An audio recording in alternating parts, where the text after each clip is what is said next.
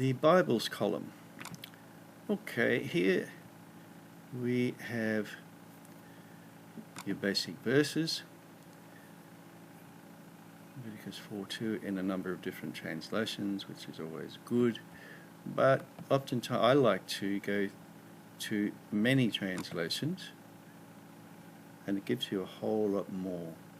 You've got modern translations, classic, literal translations, Catholic translations, translations of Aramaic, Old Testament translations. See, the Tanakh there is the Jewish Bible. They're Old Testament, but that's an early version, 1917. And then you've got your early modern, like 1587, Bishop's Bible, Coverdale, Tyndale. But you want to look at the verse in various translations. Now, if you really want to go further, I like to, but not everybody does. There's even more here, and these are more of literal translations. So the Lexham English Bible, the Legacy Bible, which is the latest version of the New American Standard Bible. It's very good. An Evangelical Heritage Version, the BRG, Christian Standard. And then there's more modern translations. So I've probably gone a bit overboard, but you don't have to use everything. You get into a routine of using the resources that work for you, and how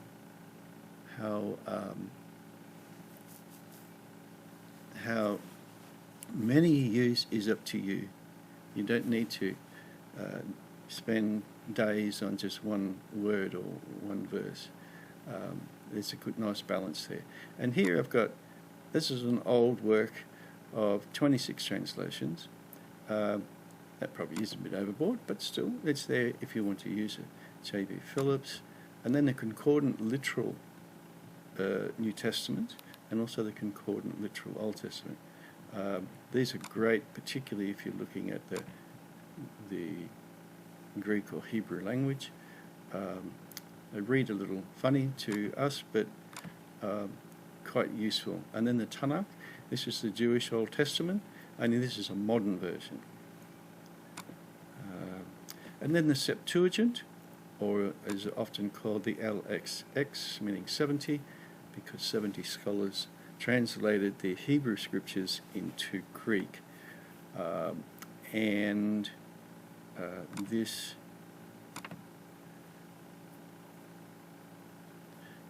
can be quite interesting. It's another translation. Now, this is very old. It was around about 300 BC. But let's see what this says. Speak to children of Israel. If a soul shall sin unwillingly, unintentionally is usually used, but unwillingly before the Lord. So that puts a slightly different perspective on it. Now, the Apostolic Bible Polyglot is similar to the Septuagint. It is a modern Greek translation of the Old Testament. A scholar has spent 30 or 40 years doing this, and he's used many more translations or transcripts, manuscripts, and verified with many sources. Hence it's called polyglot, many languages. And that's also very useful. And then you've got your cross-references and treasure of scripture knowledge. So if any time you're studying a verse or a passage and you see there's a cross-reference to that verse, they need to be followed. For instance, now here's the verses that are cross-referenced there. You can view all. But your cross-references need to be looked at to understand the context in which it's being read and understood. If we don't, we've left information out that can be vital to understanding what it means. And so that's why we've always got to read things in context. And then a few others. And then there's some study Bibles. They have very useful things in the study Bibles, like they will specifically tell you which parts of the scripture were not in earlier manuscripts. So, for instance, the ending of the book of Mark is not in the earlier translations. It was added later. And so it will tell you, to give you a better understanding of what's how you got the translation and why they've translated things in the way they have. It helps you understand why other translations will translate things in different ways. So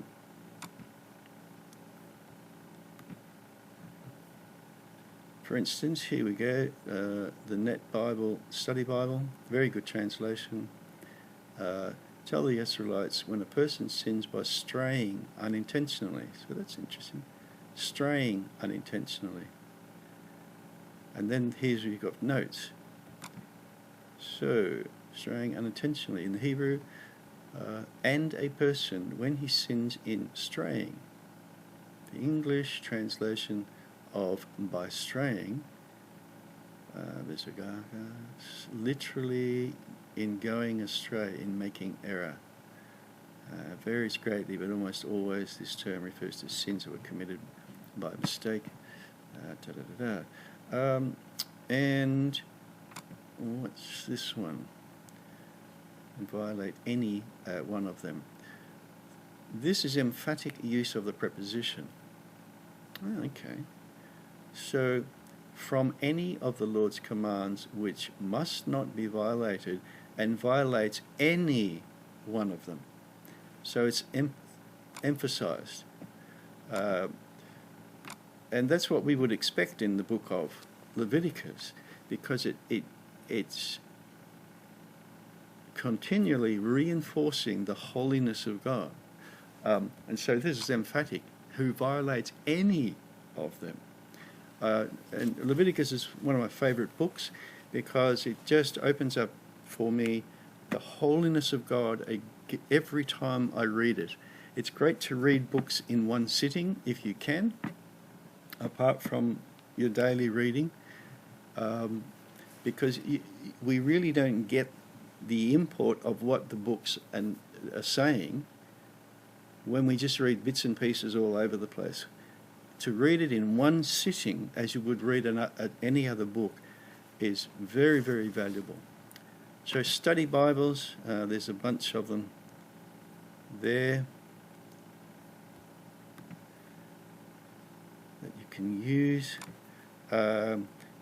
Companion Bible notes. This is Bullinger's. Notes. And it's such a great resource. This is a companion. These are the Bible notes. So ignorance. If man cannot know what is sin, how can he know how to put it away?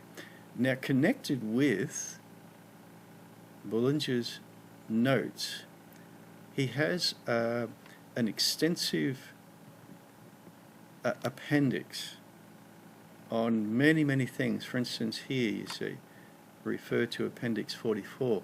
Well, that appendix is listed here.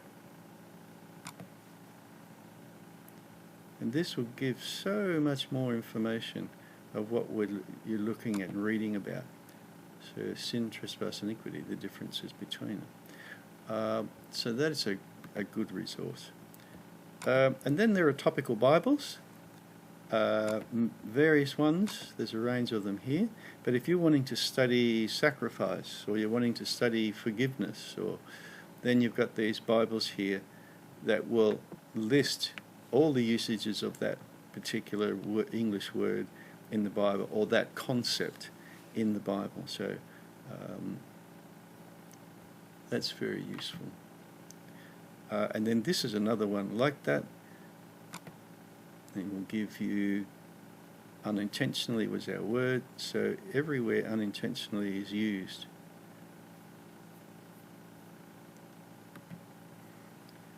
And then finally in this row we have, this column, we have a chart put together by Dr. John Barnett, a wonderful Bible teacher, of every single instance of where Jesus spoke or taught or healed someone or did anything. And he matches it up with your scriptures here, wherever it's spoken of in each of the different gospel accounts. And it tells you where he was: Nazareth, Bethlehem, Sea of Galilee, Nain. So this is a good ready reckoner to locate quickly what Jesus was doing. If you're not sure now, did he do that first? When he went there, did he say that before he did that? So this is quite useful to have, and it's free to download for yourself. So that is the Bibles column.